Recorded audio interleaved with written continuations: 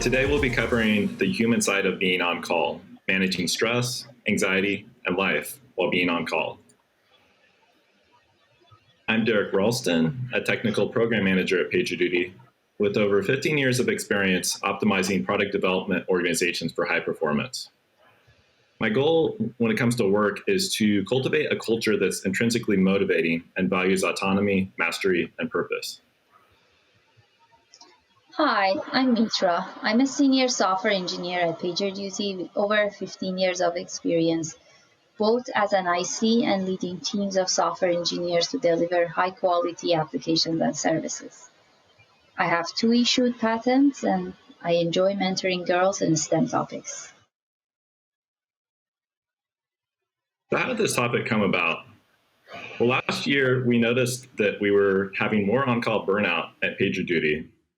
So we got together engineers from 9 different teams, and we really brainstormed how could we improve the human side of being on call. And today, Mitra and I are going to talk about the key takeaways from those sessions. We really feel that this topic is relevant given the pandemic, the Great Resignation, employee burnout, and higher stress levels in general, as well as working from home. So in terms of what we're covering today, you're going to lead the session knowing how to implement on-call best practices on your own team, as well as how to develop an empathic team culture. And the specific topics we'll go into, we'll start with misconceptions about the role of an on-call engineer, which could lead to burnout. Next, we'll cover a better approach for managing stress and anxiety while being on call. And finally, we're going to leave you with some next steps that you can take back to your team. Being on call, if not done right, can be really tough. It can be the day and night difference for the on-call engineer. I'll share you a personal story of mine. Prior to joining PagerDuty, when I was working in a small startup, the on-call experience was really a drag on the morale of everyone in my team. But when I joined PagerDuty, I understood what an empathic on-call experience is like. And that there were so many misconceptions in my previous work, and there needed to be some cultural shifts. With that in mind, we're going to touch base on some of these misconceptions. So now Mitra and I are going to role play as we walk through 3 different misconceptions that can really lead to burnout. So I'll be playing the role of a new on-call engineer, and Mitra is going to play the role of a senior on-call engineer. For our first misconception, we'll talk about it's not okay to ask for overrides during your on-call rotation. Hey Mitra, I've noticed that sometimes I could really use an override during my shift, but I feel bad about asking my team for this, so I'm often put in a difficult situation. Oh, thank you for sharing that with me, Drake. Oh, I hear you. This is such a common situation in many teams I've worked on, and it's sometimes difficult really to ask for help. But here are some of the tips for that. Team culture is everything. Putting the norms in place that reinforces that it's okay to ask for an override during your on call is probably the most crucial part of setting the tone of your team's on call experience. This is a cultural change, and it's not something that can happen overnight, but it can be developed and modeled over time. And with this shift, while this is taking place in your team, it's important to actively encourage it as part of the culture in the team in whatever shape and way that makes most sense to the team. For example, maybe after requesting an override, you can thank your colleague during a team retrospective meeting. Or maybe you can offer swapping on call days, or maybe you can offer taking over someone's on call, particularly after they had a very rough on call day, maybe due to a major incident. It's important to make it explicit, especially if your team have their norm documented. It's important to added to those documents that it's okay to ask for override. So when new engineers are joining, they understand that, okay, the culture here is okay to ask for override and help. Additionally, as a peer or manager, it's important to check in how the on-call engineer is doing, especially after a major incident has happened. Oh, I can tell you this is especially true if it is the person's first major incident. I can tell you about a personal story of mine, 2 months joining in PagerDuty, a major incident that was happening. And oh, if my team's empathic response wasn't there, I don't know what I would have done. Team empathy is really critical. There needs to be empathy from the team and managers toward each on-call engineer's unique life situations. For example, having pets or kids or elderly parents can sometimes make managing on-call much more trickier. Additionally, being in a stressful life event like the death of a loved one, that can compound the stress that is felt. In this situation, it's important to be proactive about suggesting that maybe an engineer shouldn't be on call and somebody else would take over for them. Or an engineer that had a particularly rough on-call shift with major incidents, perhaps we can show empathy to them and offer to take over the rest of their on-call shift for them. Thanks, Mitra. Those tips are really helpful. Misconception 2, it's your job to watch graphs all day and look into every alert notification. So Mitra, when I'm on call, I often get FOMO and I end up watching the graphs all day or looking into every single notification. Oh, Drake, tell me about it.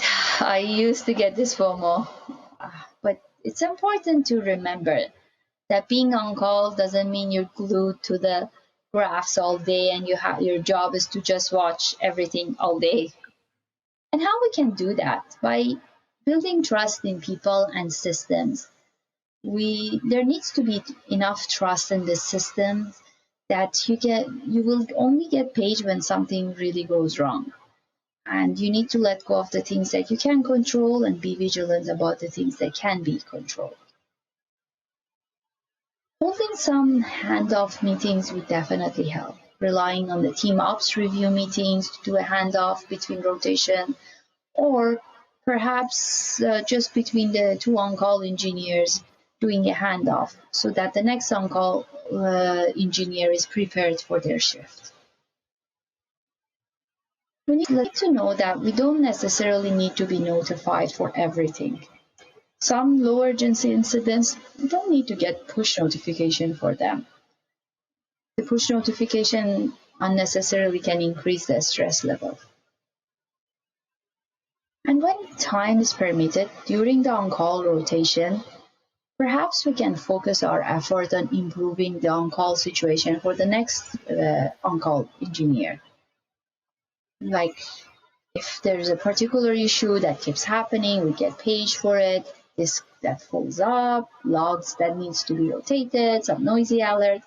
Maybe we can change our configuration, or maybe we can create a task and we fix the bugs related to those issues that keep coming that would benefit for the long term.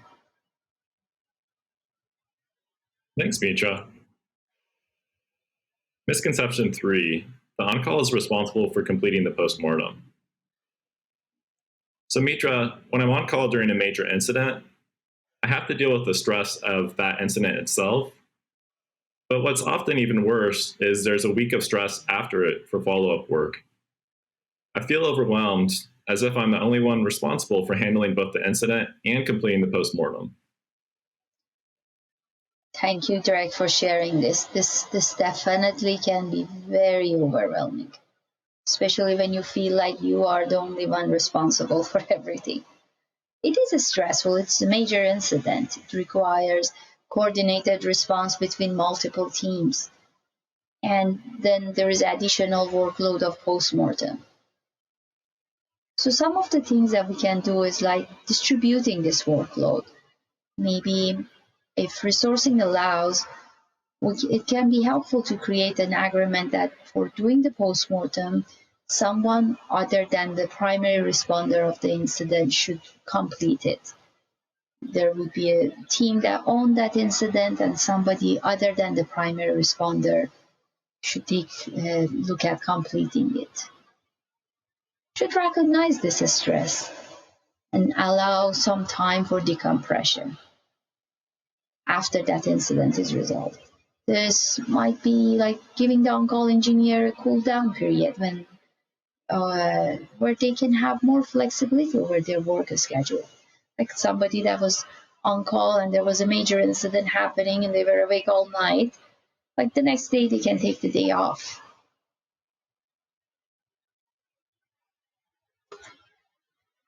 So with that, I want to talk about a better approach on how we can manage the stress and anxiety and life in general while being on call. It's important to implement an on-call best practices for your team, especially incorporated in the onboarding of new engineers. Effective on-call engineer onboarding should cover how to set up user notification, serve as a checkpoint to make sure the new hire settings are correct before they're put on the rotation. And if there is no immediate danger, an alert that can be configured as low urgency so that it will ensure engineers aren't get paged while sleeping.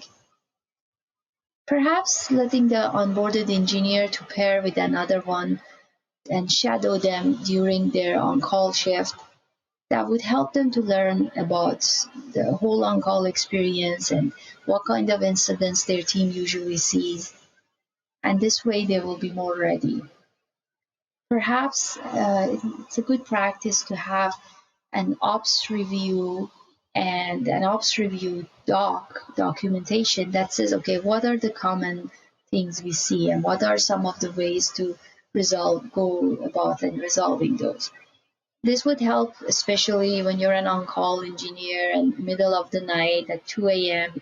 you're paged and you're still sleepy and you're not sure what to do, but then you can go and check your documents. It also is very helpful that with low urgency incidents and alerts, we pair the new onboard on-call engineer and let them to experience what it's like in those low urgency situations. And that way they learn better. Another option is to customize the whole on-call configuration for the team's preference. Finding that on-call rotation length sweet spot is tricky.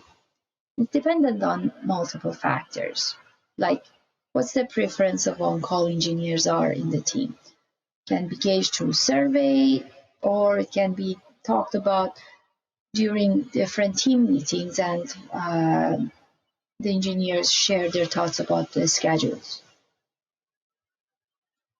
How the on-call engineers feel after they finish their shift. This can be tracked down over time using an end of shift on-call Yelp review rating. Whether the team services are noisy or not can make a huge impact. The more noise means more stress, more incidents, and perhaps maybe a shorter on-call rotation would be preferable.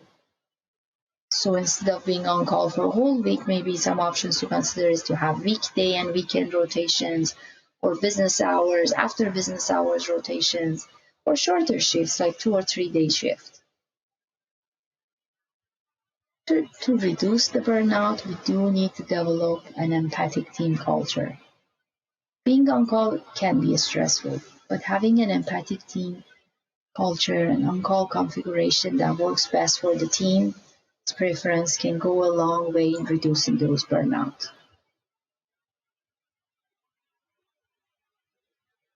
What are some of the next steps that we can take? Well, if you're interested in learning more about the on-call best practices and how to develop an empathic team culture, you should check out PagerDuty's Best Practices for the On-Call Teams Guide, and the link is there. Thank you. Thank you.